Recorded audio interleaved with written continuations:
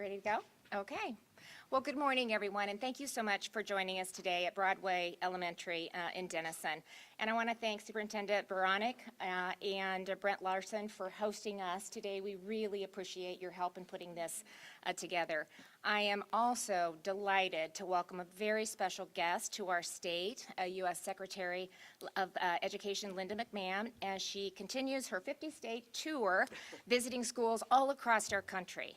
Secretary McMahon is a champion for students and families, and she never wavers in her commitment to fostering excellence, expanding choice, and empowering states who know best how to serve their students.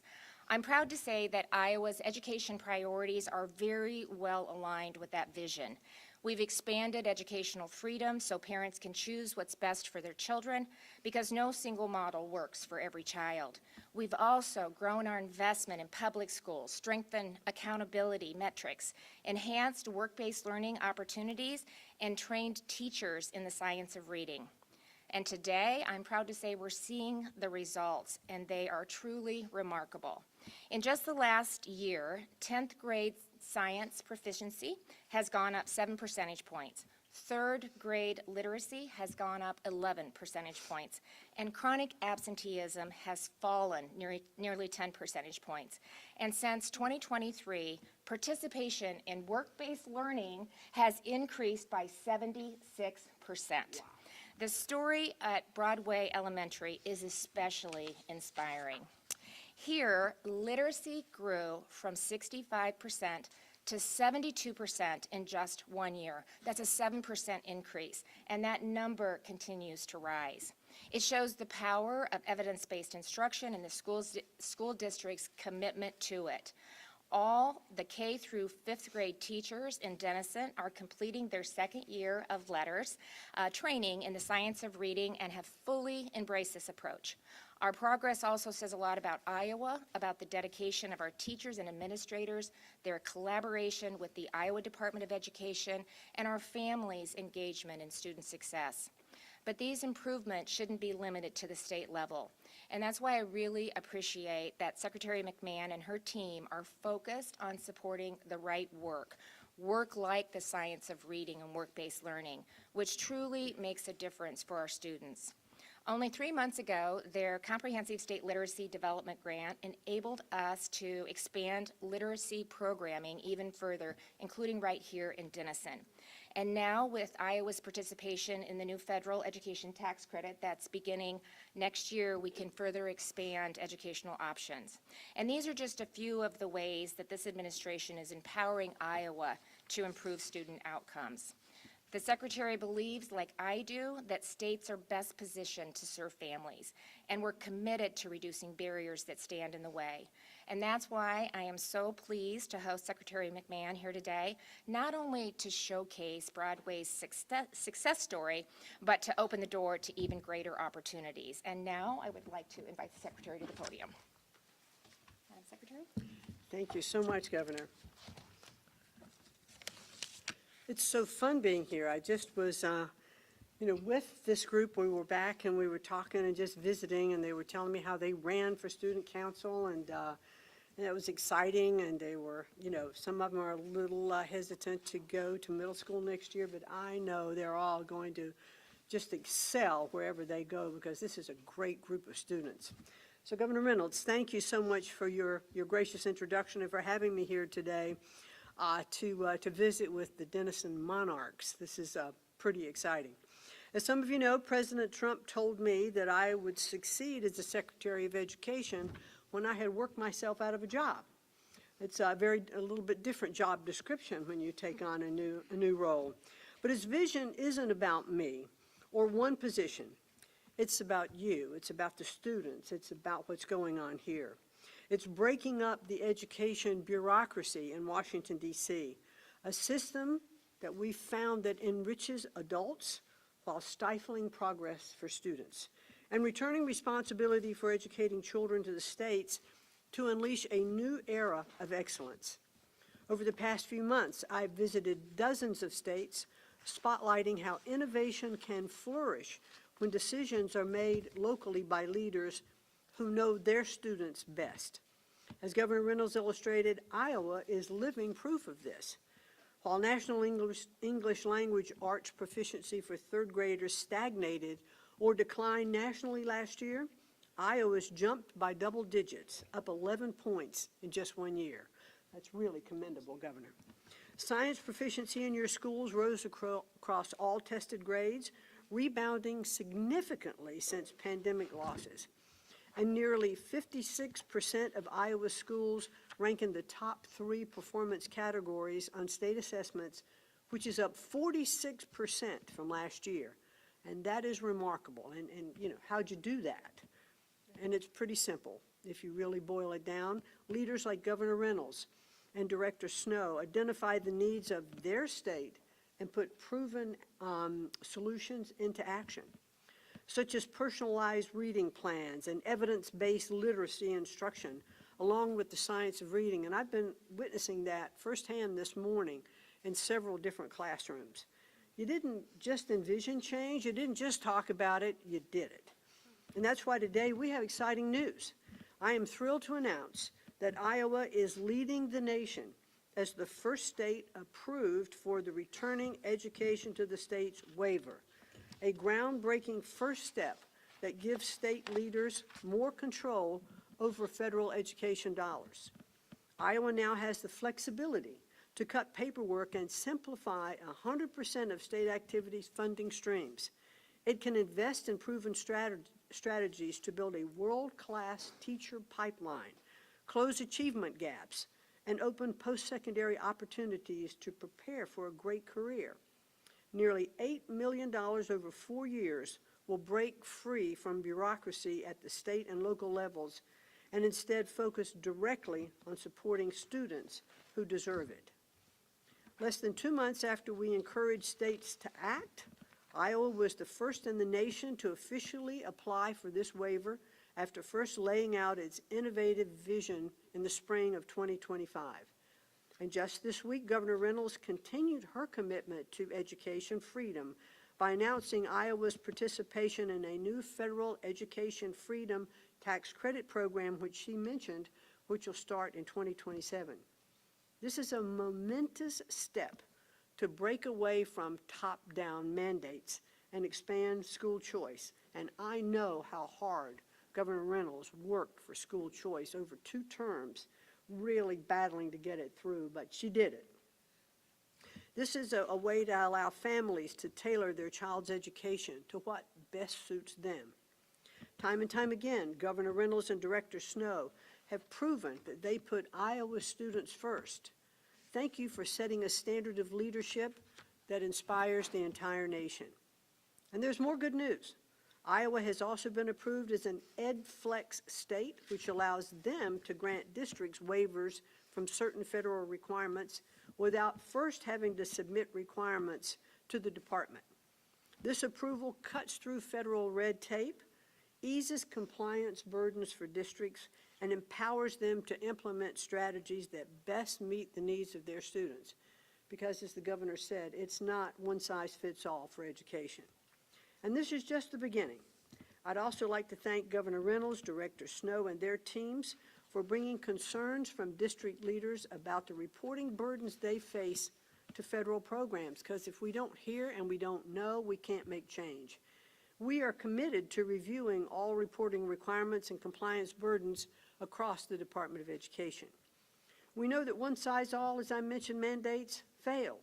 States should lead, and Washington should support their sound approaches and get out of the way. That's why the Trump administration is granting Iowa this flexibility, and we hope that as we partner with congressional leaders to return education to the states, we can work with them to expand these opportunities for states and local leaders to run their education systems. From building the first electronic digital computer to revolutionizing agriculture with hybrid corn, Iowa students have a proud legacy for problem solving. And now we need to carry that tradition forward. When solutions are designed for students, the Trump administration stands ready to help to ensure their success.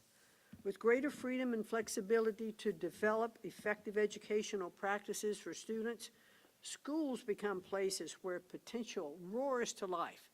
And what I saw here was kids having fun, enjoying being in the classroom, interacting with each other, teachers, being probative with their questions that are causing them to think. And I was watching one teacher in a classroom. She asked a question. Students started answering. This was a small table of kind of one-on-one instruction. And she didn't let the students answer right away. She says, no, talk to your neighbor. Discuss this. Tell me what each of you are thinking. And then she came back to get their response. I think there was like this guy Socrates that did a lot of stuff like that. So it was kind of fun really watching that in the classroom. Inside these walls, students develop strength and skills through the right teaching and support, preparing to step forward as monarch lions, bold, fearless, and ready to conquer new horizons. It's my honor to turn the floor back to your outstanding governor, my friend, who will share more about this exciting waiver. And thank you again, Governor, for having me here today, and I appreciate being welcomed to the Hawkeye State.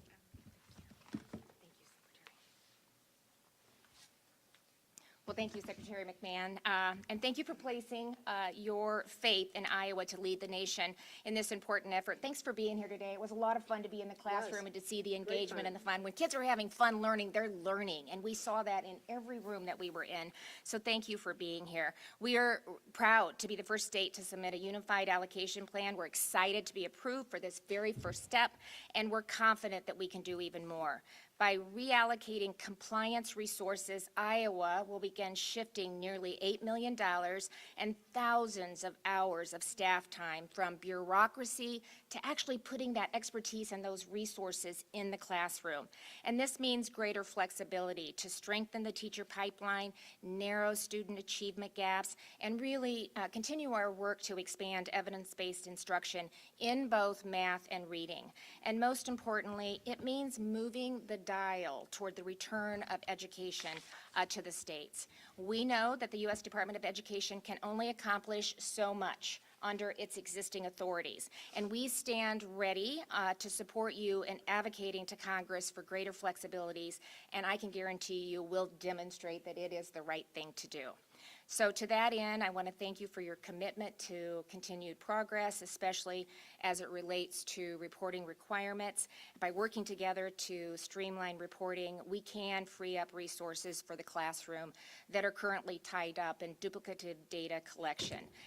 Because the more red tape that we cut from the federal level, the more Iowa can increase education quality. And really to elaborate on what today's announcement means for our educators and for our families and the students that they serve, I'd like to recognize our outstanding Director of the Iowa Department of Education, Mackenzie Snow. Before she came to Iowa, Director Snow's record in Virginia, New Hampshire, the U.S. Department of Education, and the White House won her praise from policymakers nationwide. And there's just nobody else that's better to share more about the impact of this waiver than Director Snow, and we're very fortunate to have her leading the Department of Education. Her and her team. She's got an incredible team. Director? Thank you, Governor Reynolds, for your strong leadership and your unwavering commitment to Iowa's children. As Governor Reynolds shared, the remarkable statewide successes that have positioned Iowa to help lead the nation with this first-of-its-kind waiver are only made possible through the hard work of our exceptional students, teachers, families, and communities.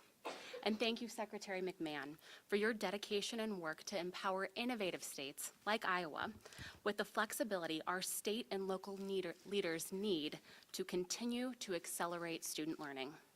Work that now empowers Iowa to better align federal resources to our state and local education priorities, to bolster school improvement efforts informed by assessment and accountability, and to continue to advance our school district's focus on best serving students most in need of support.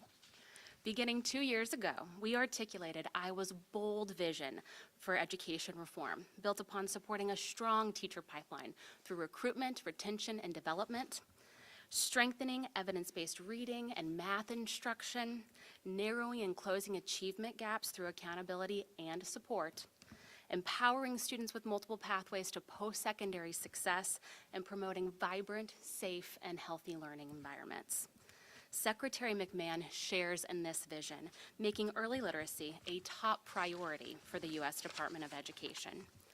Landmark state legislation enacted in 2024 is helping make evidence-based literacy instruction a reality for every child in every Iowa classroom.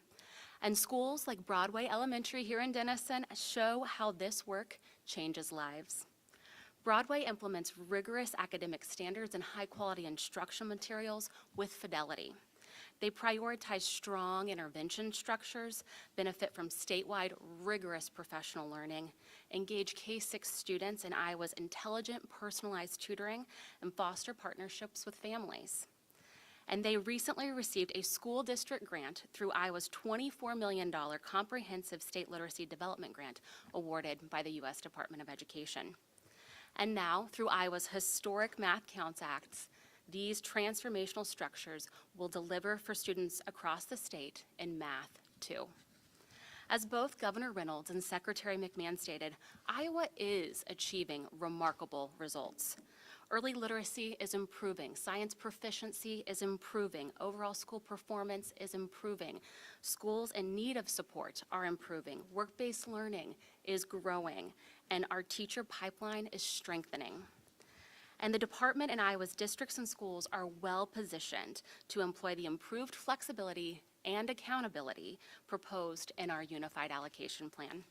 And today, recognizing these results, the U.S. Department of Education is taking important steps to empower state leaders to focus 100% of federal, state-level resources on efforts that have the greatest impact on student achievement and on student growth. These first steps also provide targeted local flexibilities in the Elementary and Secondary Education Act's Title I Part A, Title I Part D, and Title IV Part A programs.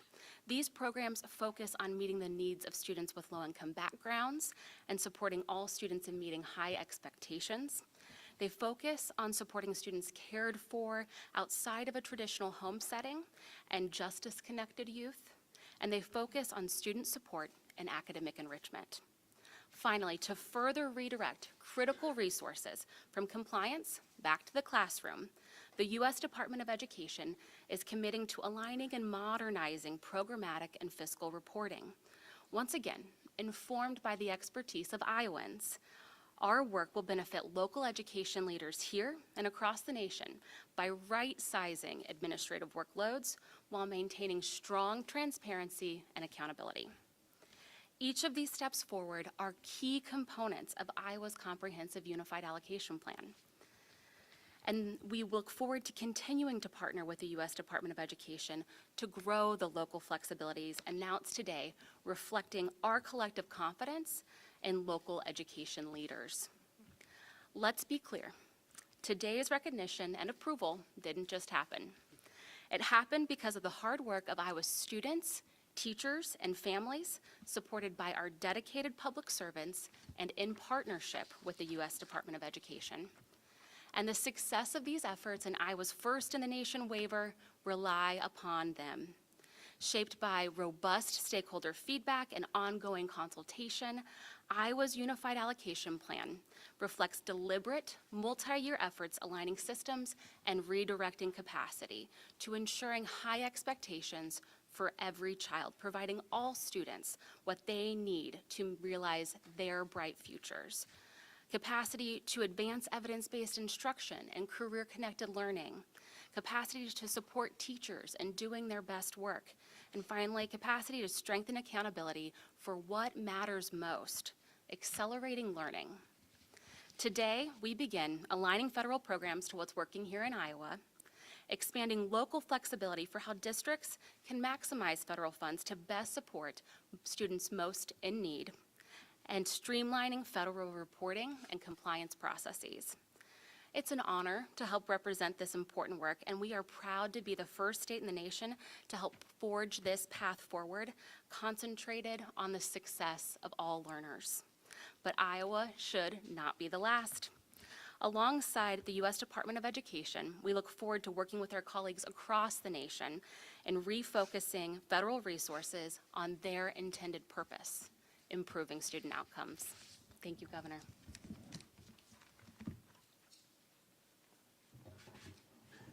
Thank you, Director Snow, and truly thank you for your incredible leadership at the Department of Education. We are truly blessed to have your leadership and have you serving in that capacity with your team.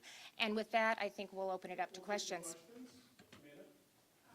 For any of you, I'm just wondering if you could walk us through a little bit more this money beforehand. What were some of the barriers you were brushing up against? Where was that money being directed?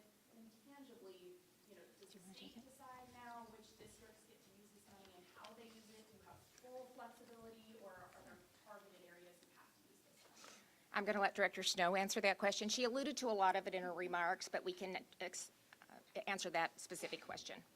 Happy to. So there are three main components that we're excited to share today. The first is the state-level block grant for 100% of state activities dollars. So for example, you've heard a lot about evidence-based professional learning, and you've seen that here in action at Denison today. Iowa has used 8 different funding sources, 6 of which are federal funding sources, to provide this intensive evidence-based professional learning statewide. Through this state-level block grant, we'll be able to continue to support that statewide professional learning through a single funding source. We've also seen Iowa's proportion of students who are English learners increase 40% in the last decade, and we are focused on ensuring that all teachers are prepared to support their needs through differentiation and differentiated instruction. Through this state-level block grant, we are also able to offer new professional learning to empower all teachers statewide to best serve students who are English learners that we look forward to rolling out in the coming months. The second main component is around targeted local flexibilities, and those are observed in 3 main programs: Title I Part A, Title I Part D, and Title IV Part A. An example of that is Title I Part A carryover funds, for example.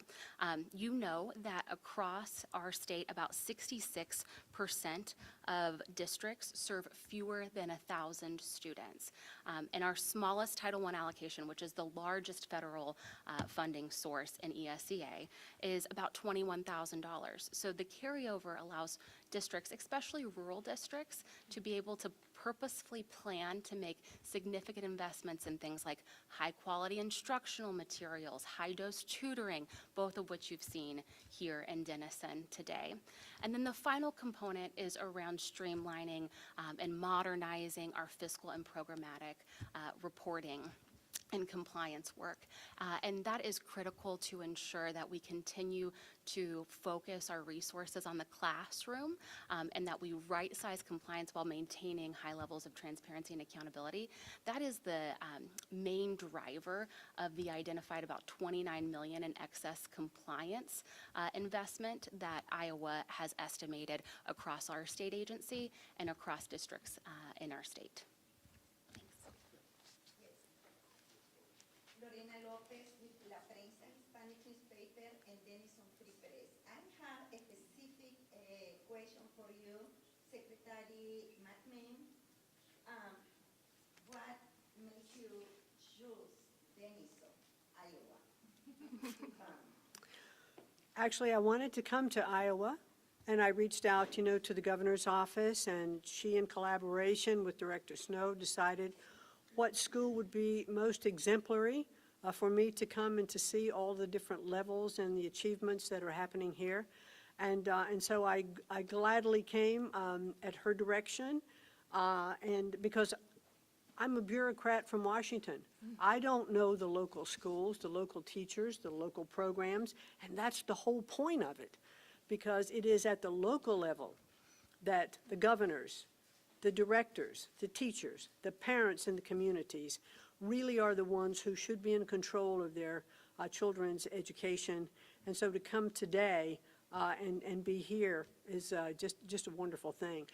I wanted to get back to, just one sec, to a question that you asked. Let me just give you a little bit of example about what this means to how much money is actually going to be able to go different than complying with federal regulations.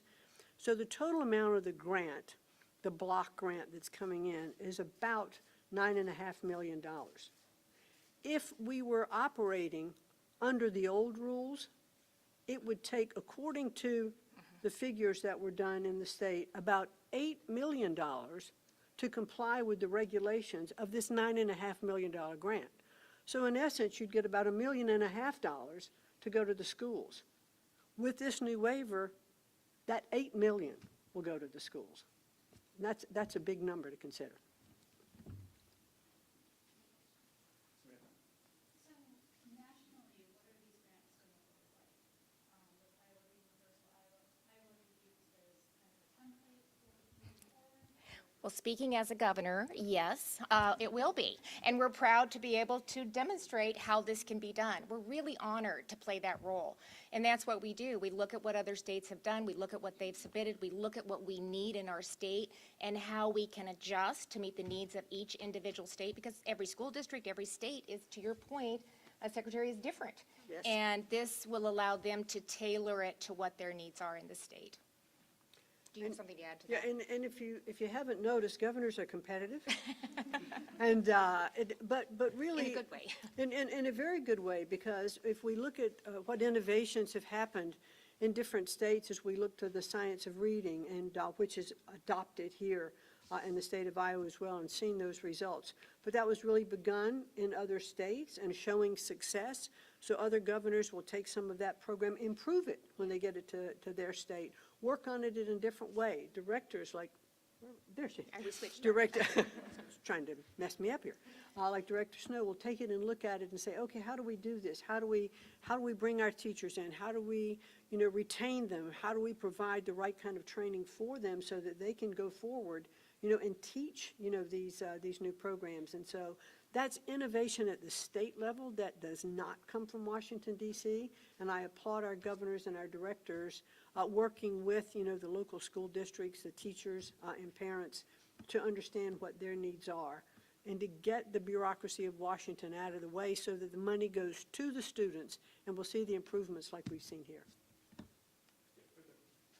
Yeah, so the Iowa Department of Education released a report earlier this week that showed only 1% of teaching positions in the state are unfilled, which is below the national average. What do you think this says about the state of teaching in Iowa? I'm happy to talk about the data released in our teacher pipeline report. We are excited to share that we've seen about a third reduction in the teacher vacancies represented from last year that have been reported by Iowa districts. And you'll also note that our teacher vacancy rate is about 1%. The national vacancy rate's about 3%, 3 times higher than that of Iowa's. But of course, we need to have a great teacher with every child in every classroom in Iowa. And we continue to identify special education teaching positions as the greatest vacancy area, endorsement area in our state, consistent with national trends. And Governor Reynolds has deployed a number of innovative solutions like the teacher and para-registered apprenticeship program to support specific endorsement areas and to support specific geographies as we continue to reinforce our teacher pipeline.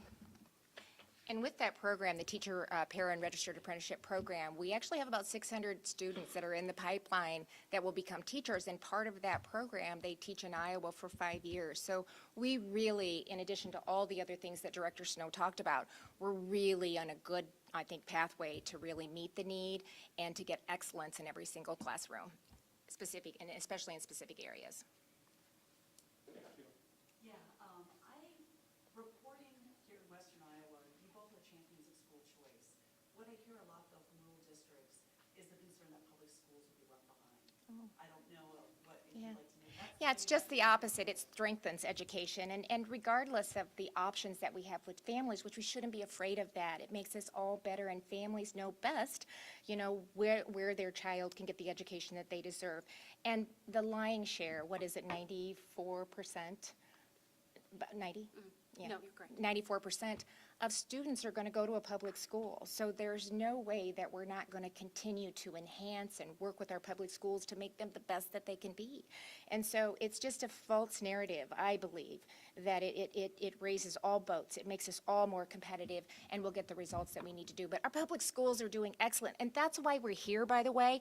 I couldn't pick a better proof of concept with the initiatives that Dr. Snow and the legislature has put in place, with what Secretary Mann is making available today with the waiver, to really take what we've done and the good work that you guys have done here and continue to build on that. So it kind of is a proof of concept of what's possible when you really align all of the metrics, make accountability a part of it, align it to our state priorities, and then, not spend so much time on compliance and paperwork, and take that time and those resources and that expertise that these educators have and get them in front of our kids. And we're going to continue to see phenomenal results. This is just the beginning.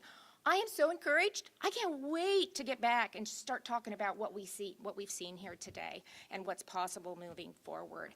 And it's incredible. Okay, thank you all for coming. Appreciate your time.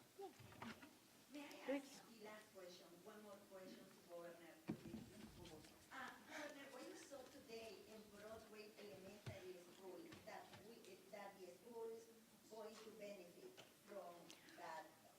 The science of reading, the number of educators that have been trained in the science of reading, work-based learning, STEM best, the kids, can I let the secretary, I see it every day, she kind of hit on it. Do you want to talk about what you said a little bit earlier, but what you saw today? Well, and you probably know this relative to this school, but I was incredibly impressed also with, the bilingual aspect of courses being taught in English and in Spanish.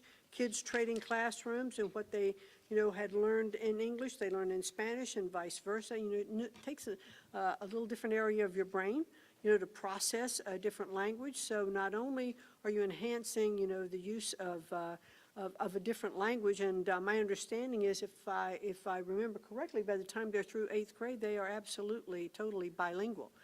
So it's not just speaking, but it's understanding concepts and all of that. And it's just amazing. You don't see that, very often. So this is an incredibly innovative school, and the different programs. I was incredibly impressed that I have forgotten. I can't remember the name of the program of the one-on-one instruction. Amira? And, that's something I've seen in other schools. That I have seen in other schools, but not all schools are adopting it. Is when a student is showing perhaps that they're a little behind, they're getting one-on-one instruction, or a student that's a little ahead, they can advance at a different rate. The teacher sees the report that is coming in from that computer and the work that that student is doing, and then can supplement it with one-on-one instruction. These are innovations that are just raising that bar very, very quickly, and I really applaud Director Snow and the teaching and Governor Reynolds for being supportive of all of these efforts. And how about these students that have done an incredible job of standing up here this whole time? You did great. You did great. Thank you. I know. Oh, okay. Hide this. Yeah. Okay, come on, push up. Can we move it? No. How about if we do this? Is this thing, probably get some else. We'll probably wind up awkward, throwing yeah. it on the floor. Exactly. I know there's a lot of cameras, so this looks great ahead.